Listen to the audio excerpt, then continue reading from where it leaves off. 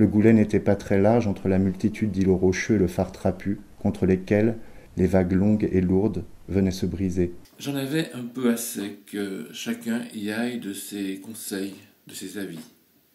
Personne n'avait remarqué que le monde animal tendait l'oreille, tandis que les hommes, eux, continuaient à vivre.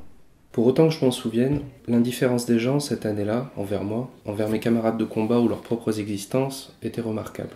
Maya, nos folies au premier jour de janvier 1990, nous venions juste de nous rencontrer et j'avais déjà atteint le point de non-retour.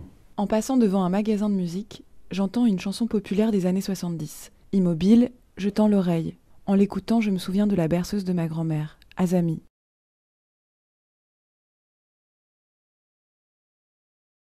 Depuis bien longtemps, je voulais écrire un roman de mer sans savoir trop comment m'y prendre, avec trop de références aussi sur les romans de mer que je pouvais lire et connaître et qui m'accompagnaient depuis longtemps comme lecteur. Et il a fallu que je retrouve un article, un fait divers dans la presse locale bretonne sur le vol d'un petit voilier pour que je trouve le commencement de cette histoire.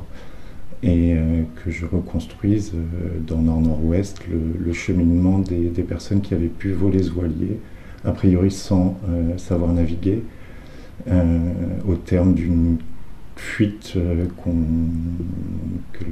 le journaliste présentait comme soit une fuite de clandestins ou de personnes recherchées par la police. Et donc j'ai fait le choix de camper deux personnages qui sont deux jeunes adultes, un adolescent et un jeune adulte en rupture de ban, qui viennent depuis la côte méditerranéenne et l'Italie, qui fuient un épisode tragique qui s'est passé là-bas et qui tentent de rejoindre l'Angleterre en ayant traversé d'abord la France, en étant tombés sur la Manche comme un mur, et pour trouver une solution pour pouvoir rejoindre l'Eldorado et ce qui est pour eux l'Eldorado de l'Angleterre, ils vont décider de voler un petit voilier sans jamais avoir pratiqué la voile et donc devoir apprendre par eux-mêmes, découvrir ce milieu à la fois beau, poétique et aussi hostile et dangereux.